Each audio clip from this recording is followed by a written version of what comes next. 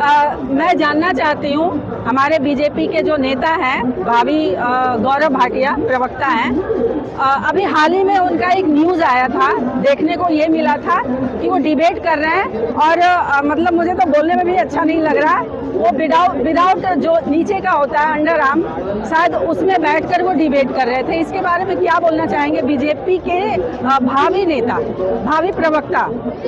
देखिए, बीजेपी का चरित्र इस तरह का है कि जब टीवी डिबेट के सामने बैठते हैं तो वो महिलाओं के सामने एक नग्नता पेश करते हैं। और जब तक भारतीय जनता पार्टी के जो राष्ट्रीय प्रवक्ता हैं या क्षेत्रीय प्रवक्ता हैं या उनके विधानसभा के, लोकसभा के या मंडल के प्रवक्ता हैं, जब तक वो महिलाओं के सामने अपना नग्नपन ना दिखा दें, एक अश्लीलता ना फैला दें, तब तक मोदी जी खुश नहीं होते। क्योंकि देखिए, मोदी जी भी शादीशुदा थे।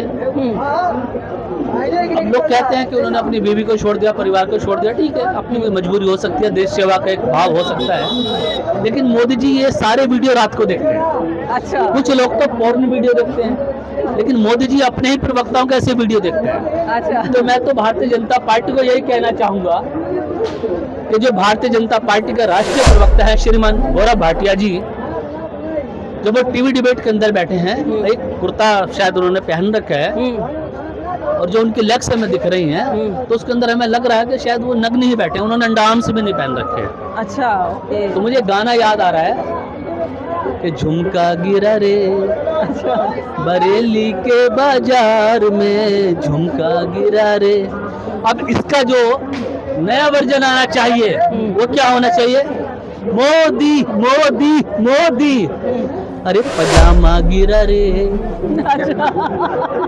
अरे पजामा गिरा रे, बीजेपी के प्रवक्ता का पजामा गिरा रे। अरे महिला एंकर डिबेट कराए, तुझे शर्म ना आए। महिला प्रवक्ता, महिला एंकर,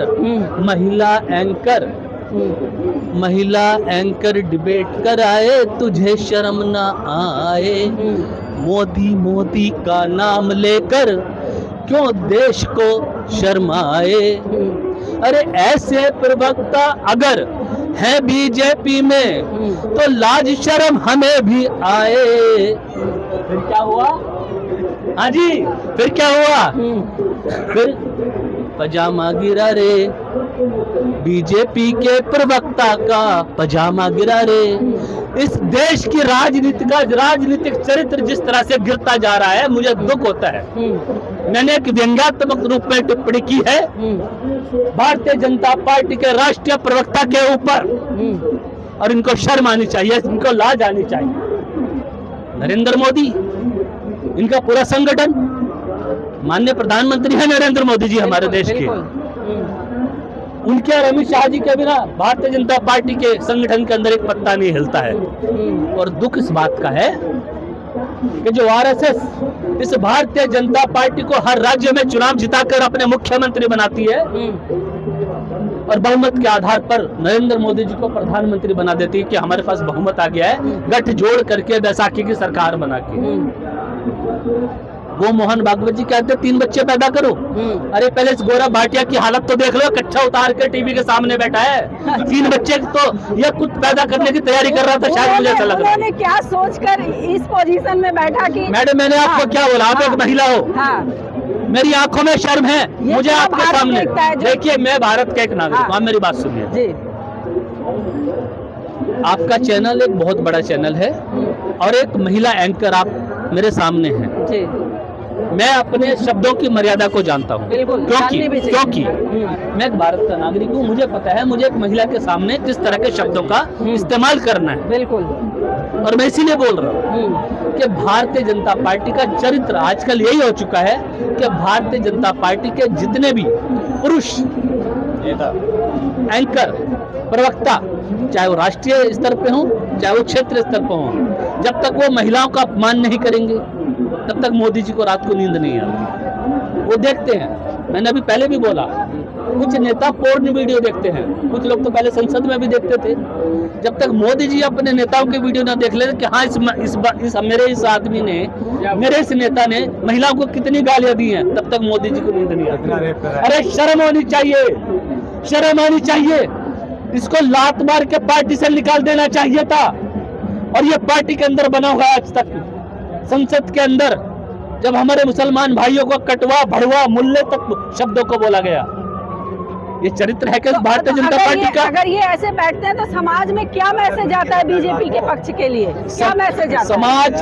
समाज का भारतीय जनता पार्टी को बिल्कुल स्पष्ट संदेश है कि जो नरेंद्र मोदी 56 इंच जो प्रधानमंत्री नरेंद्र मोदी जी और जो भारतीय पार्टी के कार्यकर्ता नरेंद्र मोदी जी 56 इंच की छाती चौड़ी करके लेकर आए थे कि एक बार बन गया 2014 में, दोबारा बन गया 2019 में, तीसरी बार भी बन गया 2024 में।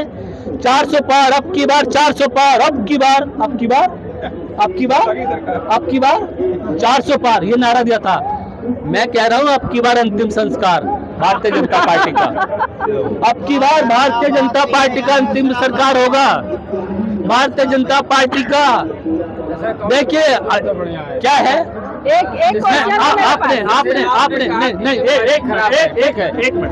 कोई बात सुनिए, आपने खुलेआम कह दिया कि इससे पहले कौन पार्टी था, क्या बढ़िया था, क्या बढ़िया था? मैं किसी को मैं किसी पार्टी में मैं कर नहीं हूं। हमें डरपोक इस देश के अंदर, देखिए आप सुनिए, अब मेरी बात सुनिए।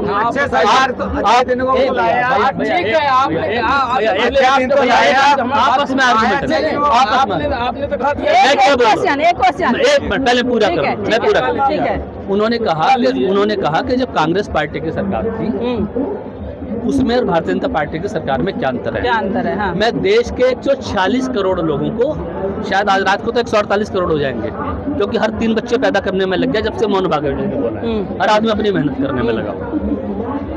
देश के 146 करोड़ लोगों को इस बात को सोचने की आवश्यकता है कि आज जब नरेंद्र मोदी जी की सरकार है, भारतीय जनता पार्टी की सरकार है, तब हम 5 किलो राशन लेने को मजबूर हैं। कितने लोग? 80 करोड़ लोग, हो सकता है अब तो 100 करोड़ लोग गए हों। लेकिन जब कांग्रेस पार्टी की सरकार थी ना, जब भारत देश के अंदर कांग्रेस पार्टी की सरकार थी, तब हर व्यक्ति के पास रोजगार था, कारोबार था, व्यापार था, नौकरियां थी, सबके जेबों में पैसा था, सबके बैंकों में पैसा होता था, किसी को कहीं जाने की आवश्यकता नहीं होती थी। लेकिन आज इन लोगों ने यह हालत कर दी है कि आप 5 किलो राशन लेने के लिए मजबूर हो गए हो। क्या सरकार हम 5 किलो राशन लेने के लिए चुनते हैं, या हमें चाहते हैं हमारे बच्चों को नौकरियां मिले? अगर हमारे बच्चे ये कहते हैं मेरा पेपर लीक हो गया, दोबारा परीक्षा कराओ, तो उनके पिछवाड़े पर लाठी मारती है भारतीय जनता पार्टी की पुलिस।